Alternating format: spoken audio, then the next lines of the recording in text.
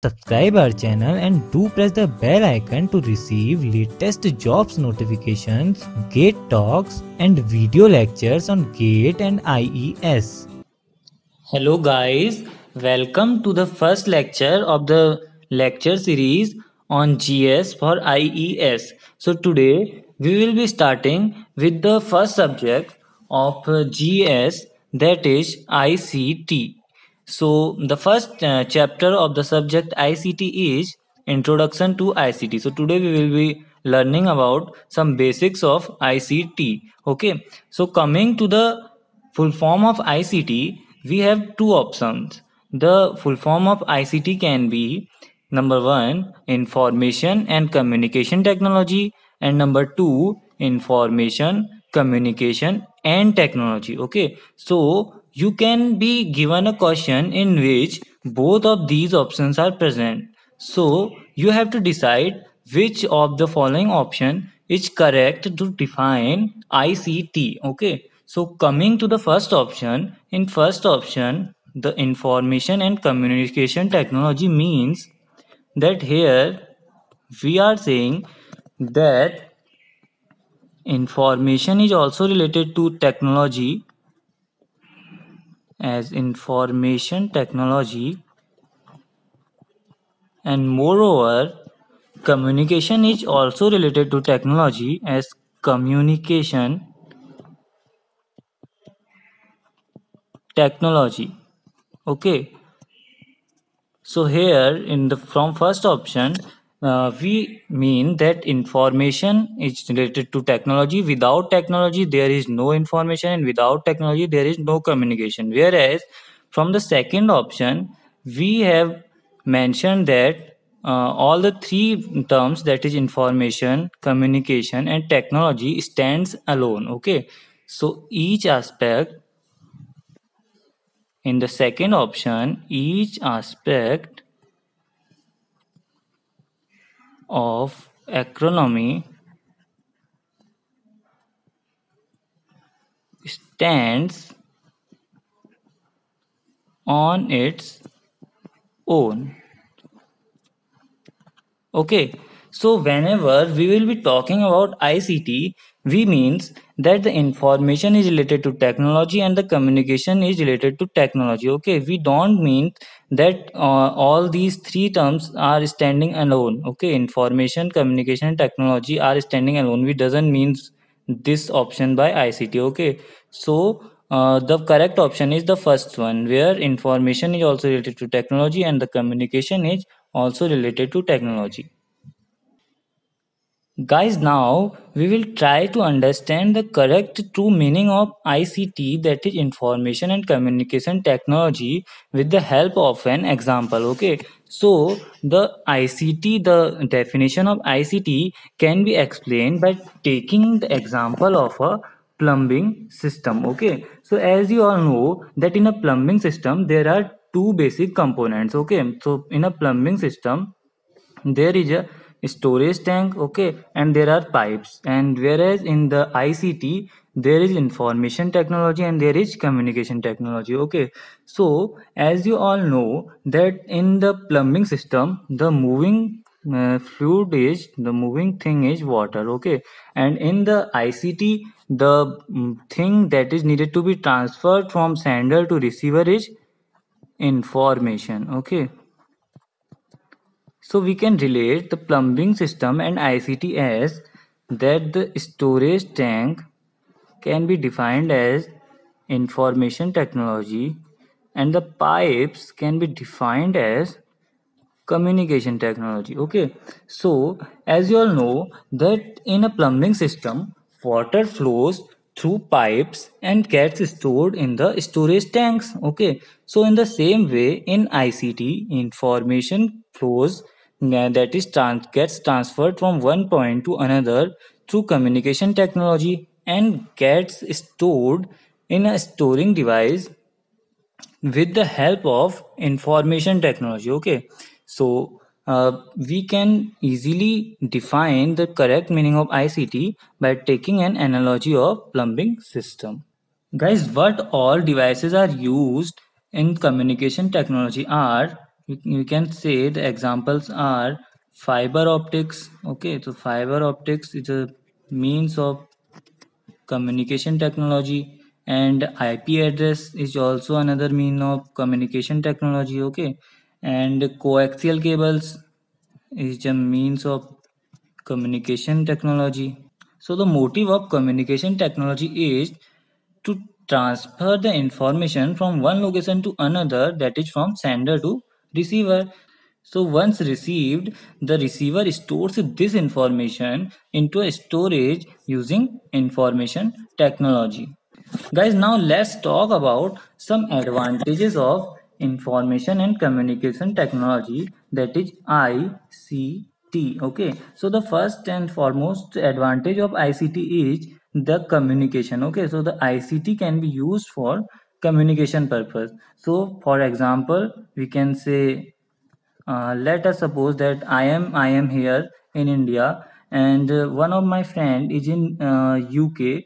Okay, so I need to tell him something about my job or about our business, so I need to contact him. So to contact him, I will not go from India to US. Rather than this, I will send him an email. So email is a form of communication. Okay, so example of using ICT as a communication is email. So the second advantage of ICT is it can be used for education purpose. So for in education, you can take example of YouTube. Okay, it is being used as a education purpose. You can take a example of NPTEL, where a wide variety of video lectures and web courses are present, and moreover you can join some open courses, okay, and get certified by sitting at your home. Okay, so ICT can be used for education purpose. And one more advantage of ICT is globalization. Okay, so imagine that I am in India and I have to maintain my business. I have to I have to do a meeting with my co-workers in US. Okay, so I can do a video conferencing with them. Okay, so video conferencing here is example of using ICT in case of globalization. Okay, and the fourth advantage of ICT can be reducing the culture gap. Okay, so how ICT is helping us in reducing the culture gap? Imagine that I got a job in Germany. Okay, and now I don't know the German language. Okay, so I can, rather than going to a coaching center and learning German language from that coaching center and spending my money, I can learn German by sitting only in my home by using YouTube. Okay, so here ICT is helping me in reducing the cultural gap. Okay, and the fifth advantage of ICT can be making availability. Okay, so as you all know that these days the online buying of the things has become very easy and very affordable. Okay, there are many e-markets which are available for us, from where we can buy anything from our home. Guys, let's assume I am in New Delhi and I need something which is not present in New Delhi. So I can easily order it from outside New Delhi, from let's say Mumbai, and it can be reached to my home through home delivery. Okay, so the home delivery can be an example of making availability through ICT. Guys, another advantage of ICT is creating employment. So this employment can be of any type. That is, ICT is creating some software jobs, some hardware jobs, and moreover, some marketing jobs. Guys, let's talk about some of the major disadvantages of ICT. So the first disadvantage of ICT is too much dependence on technology. So as you all know that nowadays the food is available on our doorsteps just by dialing something or just by booking it in on any app. Okay, so there are many apps like Swiggy app or Zomato app and all those apps. So with the help of these apps, imagine that some food restaurant is present in your locality, at about 200 meters distance from your home. Okay, so earlier you used to go there to that restaurant by walking to that place. Okay, so but now you are too much dependent on technology that you are not taking any walk and ordering that food at your doorstep. Okay, so this ICT is making you lazier. Okay, and the second thing is, second disadvantage of ICT can be unemployment. Guys, there are many BPOs in big cities which are aimed to provide customer service to the clients. Okay, so with the advancement on in ICT, all these BPOs have become automized. So now instead of employing some humans in these customer care services, the companies are preferring to do the job with the help of computerized systems. Okay, so the ICT is responsible for this unemployment. Okay, another disadvantage of ICT can be privacy issues. So nowadays everything is on internet, everything is online. Your all data related to Facebook, YouTube, everything is online, so anyone can use it to harm you. That can be a disadvantage of ICT. And one more disadvantage can be lack of job security, again due to automation, due to use of more and more computers instead of humans. Guys, let's talk about some basic terminologies that are very important while studying ICT. Okay, so the first terminology that we are going to study here is data. Okay, so what is data? Data is any unprocessed information. Okay,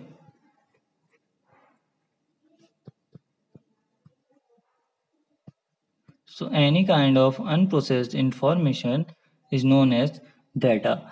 So let us assume that I entered a digit 2. Okay, so simply a digit or a symbol or a character which is entered by me into the system is known as data. This 2 is having no meaning here. Okay, so therefore data can be said a thing which has no meaning. Okay, data is having no meaning. Okay, so the data is having no meaning unless it is processed, and once the data has been processed, the it becomes information. Okay, so we can say that the information is processed data. Okay, so for example, I entered 2 and I entered a situation that this 2 is student ID. So when a data is placed into a context or in a situation, that it becomes information. Here this data is showing that there is a class in which there are many number of students and the given information is about the student which is having student ID as 2. Guys, the third terminology that we are going to discuss here is the system or the computer. Okay, the system can be anything, computer or mobile or any device which is used to get some output. Okay, so system takes input as data and process it and gives the output as information. Okay, so for example, we inputted some data as 2 and 3 and we got some output as 5. Okay, so the system is having some programs. Okay, so what are these programs? These are set of instructions.